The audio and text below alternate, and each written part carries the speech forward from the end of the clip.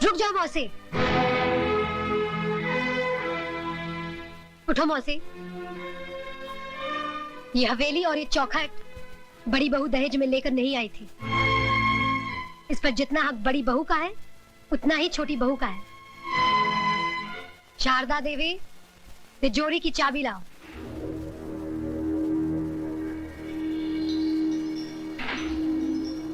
चाबी लाओ बड़ी बहू।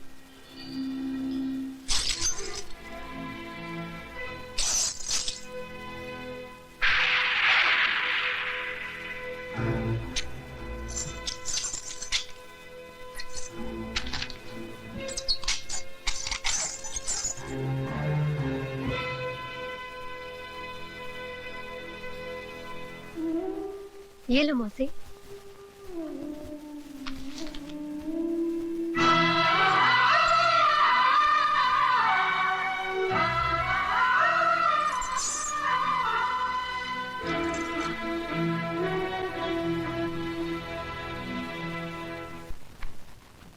ये लड़की है कि फूलन देवी? अरे खड़ी क्या हो, जल्दी जल्दी कपड़े बांधो, वरना अभी तो उसने सिर्फ तिजोरी की चाबी छीनी है, फिर कहीं आ गई तो सारे कपड़े उतरवा देगी। इलाहाबाद नंगा जाना पड़ेगा, नंगा।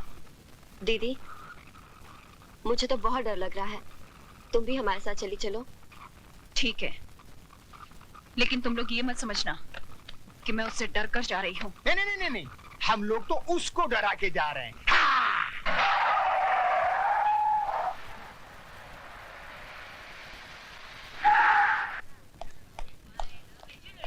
भाभी, ये अचानक क्या हो गया? कहाँ जा रहे हैं आप लोग? मिस्टर राज, तुम्हारी भाभी अपनी मर्जी से नहीं जा रही, उनको घर से बाहर निकाला गया है। मैं कुछ समझा नहीं। रहने दो देवर जी। अगर माला को अपने घर की बहू बनाना ही था तो इतना सब ढकोसला क्यों किया? सीधे सीधे मुझसे कह देते, मैं खुशी से तिजोरी की चाबी उसके हाथ पे रख देती। आपकी मिसेज माला ने चाबी का गुच्छा छीना और हमको बेइज्जत करके घर से बाहर निकाल दिया।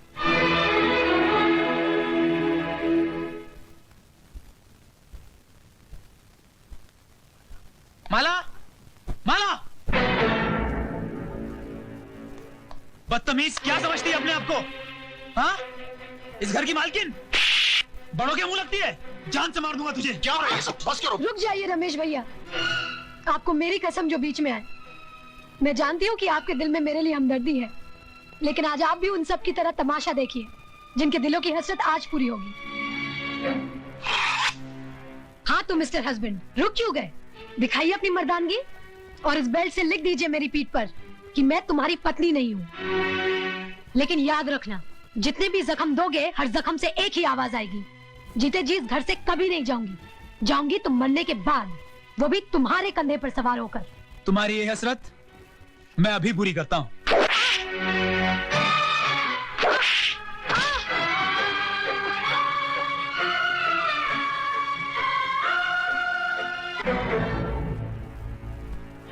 अगर तुम मेरी बेटी का सुहाग ना होता तो मेरे कदमों में माला की बजाय तेरा सर होता।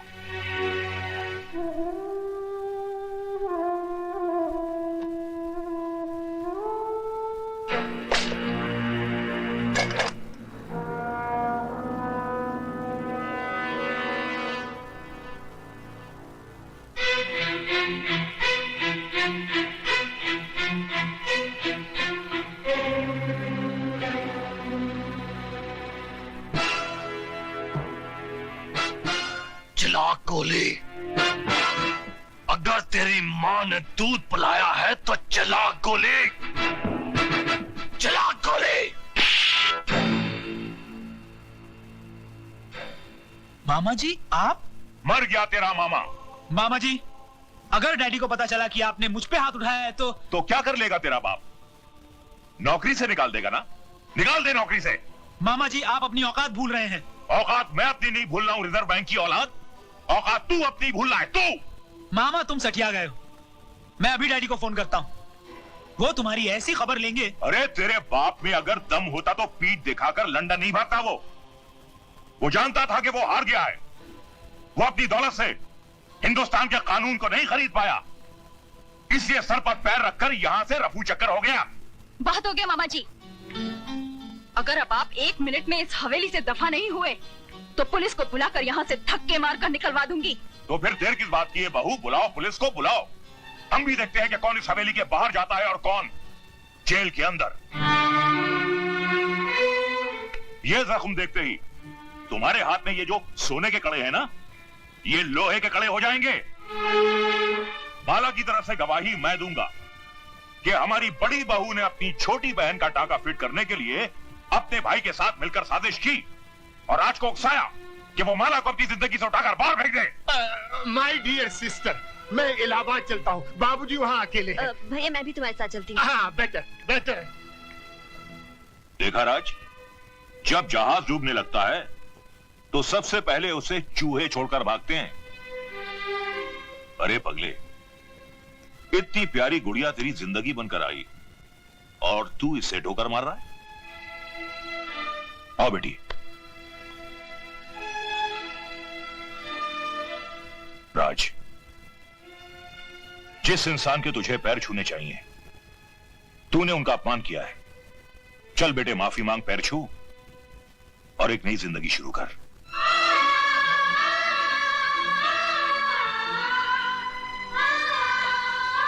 मुझे माफ कर दीजिए।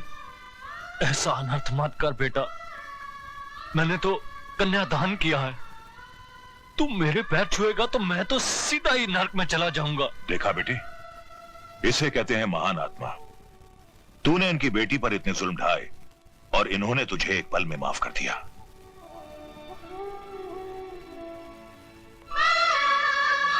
बेटे, ये आंसू पोंछ डाल और अपने इस मामा के लिए थोड़ा सा मुस्कुरा दे। मुस्कुरा। Hello, Rai Bahadur here. जीजा जी, आपने बिल्कुल सही वक्त पर मुझे यहां भेज दिया। अगर जरा सी भी देर हो जाती तो यहां महाभारत का आखिरी एपिसोड हो गया होता। साले साहब, क्यों पहेलियां बुझवा रहे हो? कहावत है कि बगैर उंगली टेढ़ी किए घी नहीं निकलता। मैंने स्टाइल बदल दिया है, उंगली सीधी कर दी है। अब घी सीधी उंगली से ही निकलेगा। साफ साफ बात करो। राज और माला हनीमून मनाने हिल स्टेशन जा रहे हैं। पहाड़ की ऊंचाई से बेचारी का पैर भी तो फिसल सकता है। मामा जी, आपका यह नया नाटक मेरी समझ में नहीं आया। ससुर के पैर छुओ, माला को अपना लो, औरत को खिलौना मत समझो। भांजे, कल अगर मैं ये नाटक नहीं करता तो या तो ज्ञानी की तलवार तुम्हारी गर्दन उड़ा देती या तुम्हारी बंदूक की गोली ज्ञानी के सीने के पार होती, और दोनों ही सूरतों में माला घर से बाहर नहीं निकलती। लेकिन अब माला घर से तो क्या, इस दुनिया से ही बाहर निकल जाएगी। वो कैसे? सुना है इस इलाके में इतने जहरीले सांप हैं कि जिसे डस ले वो पानी तक नहीं मांगता, और अगर गलती से कोई उनका जहर चूसने की कोशिश करे तो वो भी दम तोड़ देता है। कुछ समझा भांजे? जी मामा जी। Very good. तो फिर देर किस बात की? मेरे प्यारे भांजे, कल की सुबह तो होने दे।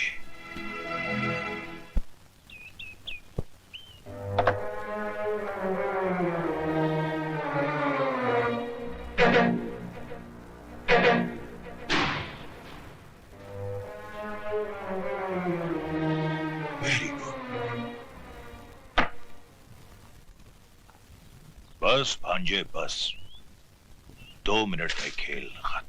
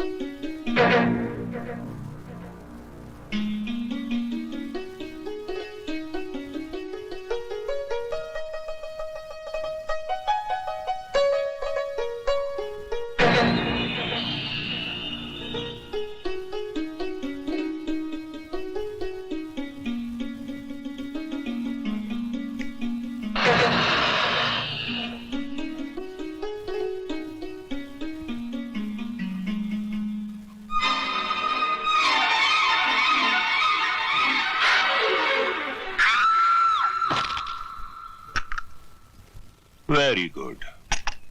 भांजे, माला की आखिरी चीख तुम्हारी आजादी का ऐलान है। जाओ भांजे जाओ, अपनी कानूनी बीवी के आखिरी दर्शन कर लो।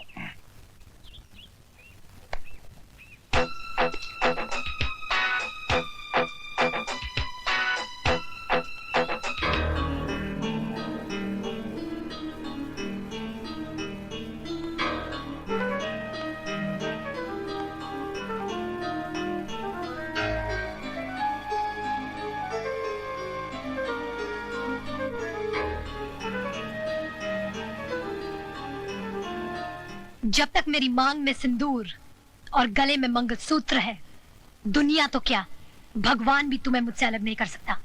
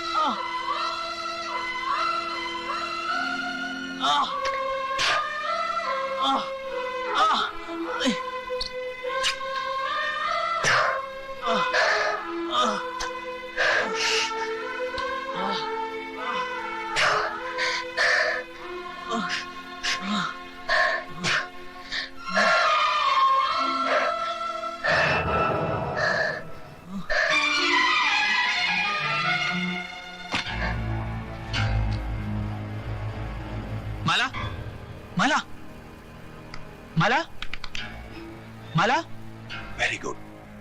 माला, माला। भांजे क्या बेवकूफी कर रहा है, मर जाने दे से।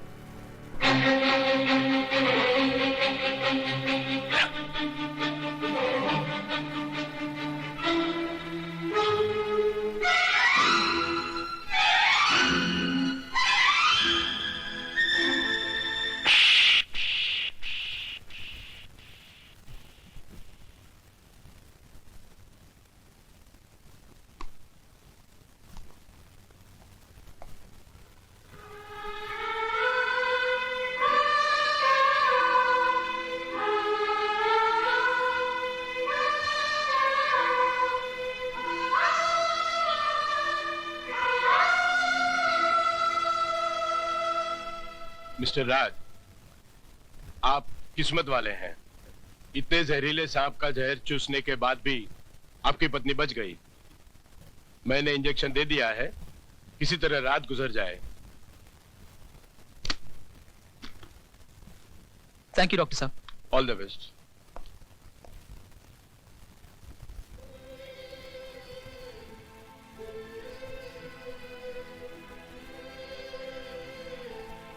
बहू में बाजी हार गया।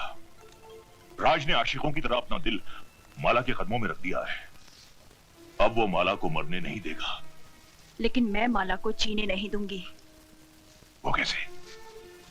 आजकल हर घर में नई नवेलियां आग से जलकर राख हो जाती हैं। ये भी उसी तरह। Very good. तो फिर देर किस बात की? चिता सजाइए, लाश आती ही होगी।